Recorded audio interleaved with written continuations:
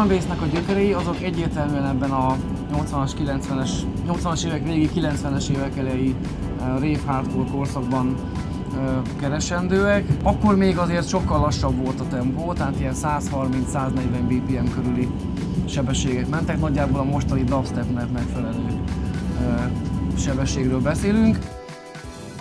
Mindenképpen meg kell említeni Groove Ridert és Fábiót, akik egyébként az egész műfaj kialakulására döntő hatást gyakoroltak.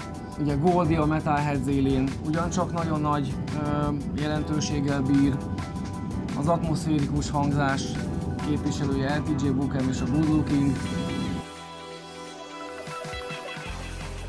Az alapja igazából a stílusnak az az Alm & Break.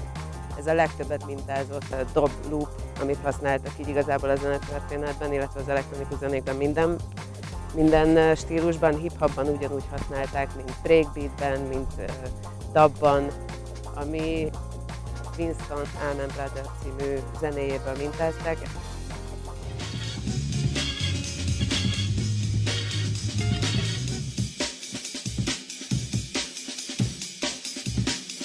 Akárhogyan lehet lassítani, gyorsítani, fel fogjátok ismerni. Mutassak ilyen breakeket?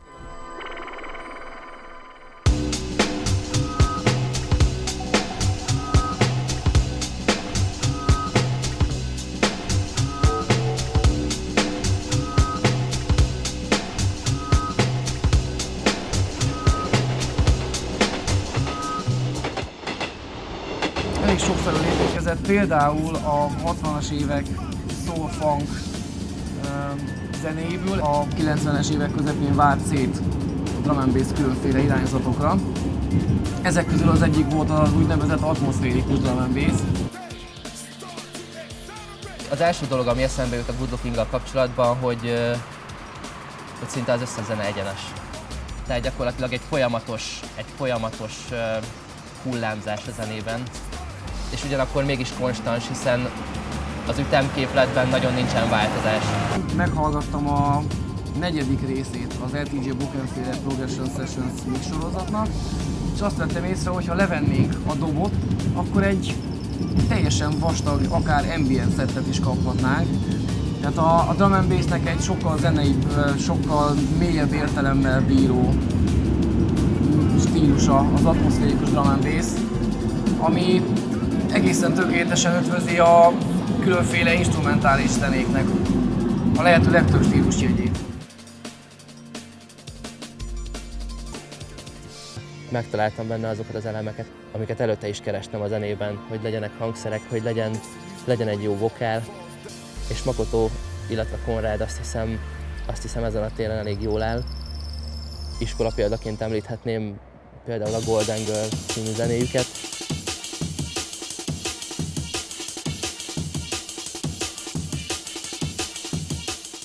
Úgy érzem, hogy most újra kezd megerősödni ez az egész, és szerintem nem csak Magyarországon, hanem az egész világon is.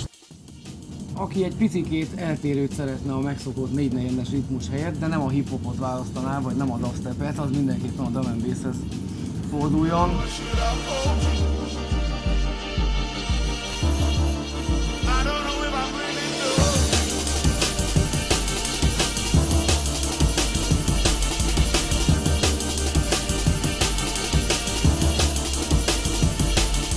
A Good Looking hangzás, ez az a hangzás, amit mondjuk a nagyszüleim se kapcsolnának el, hogyha oda keverednének a rádióban.